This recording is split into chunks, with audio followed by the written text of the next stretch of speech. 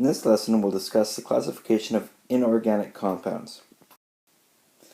Compounds can be classified as ionic or molecular depending on how their elements are bonded. We may remember from earlier lessons that an ionic compound is a compound formed between a metal or nonmetal, and electrons are transferred between atoms.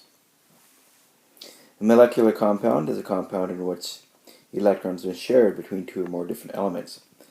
Compounds can also be classified as organic or inorganic depending on how much carbon they contain.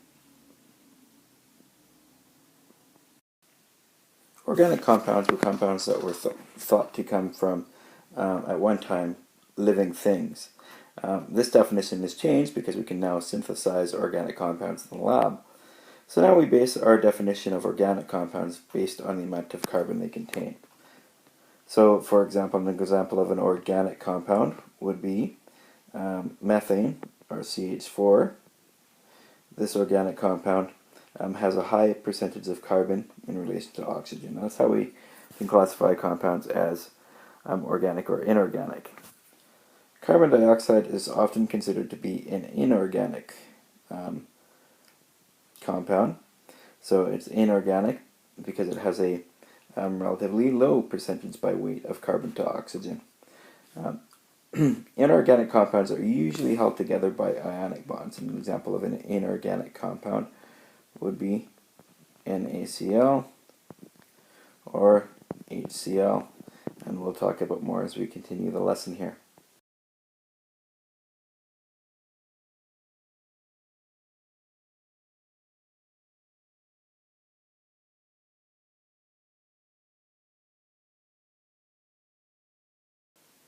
So again, inorganic molecular compounds contain little or no carbon. So a reminder, a molecular compound, or also covalent compound, consists of a nonmetal bonded to a nonmetal. Most inorganic compounds are ionic, but again, we do occasionally have some molecular compounds that are inorganic. Carbon dioxide is an example. But again, we're looking largely at most compounds, most inorganic compounds being ionic. So inorganic ionic compounds may be classified as acids, bases, or salts. Chemists can use their chemical and physical properties to classify compounds as acids, bases, or salts, and we can also classify them by their formulas.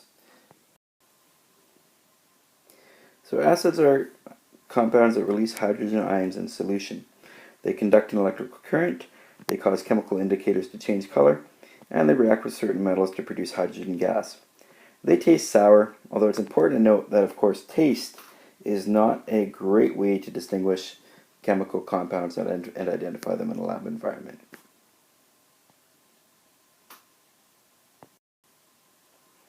So it's important to note from this picture as well, we can see that, again, many foods and some medicines are acids. So things like aspirin, as well as many foods like grapes, wine, spinach, all of them contains acids. So acids are a very, very important chemical. Bases release hydroxide ions in solution. So they also conduct an electric current, again, because they're an ionic compound.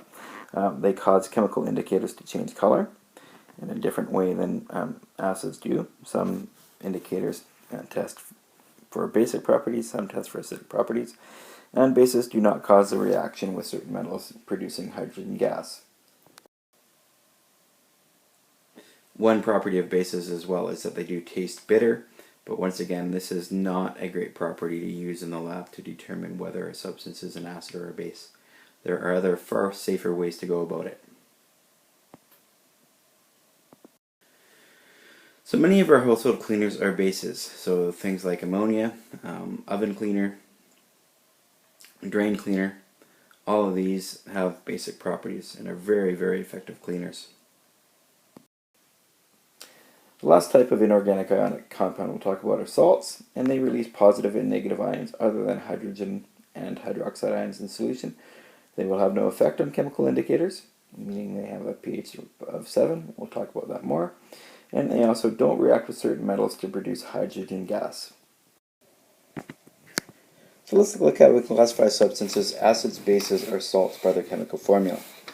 In the first example, we have the compound calcium hydroxide. Obviously, the name itself that I just said gives it a great clue. So we can see here from this chemical formula, you can see an OH group in the chemical formula. This is going to show you right away that this will release hydroxide ions in solution, and therefore calcium hydroxide is a base. And in the next example, NaBr, or sodium bromide, we can see that there is neither H or OH in the formula. So this will not release hydrogen ions or hydroxide ions in solution, and by definition, this is a salt, if I can spell salt. It's very messy.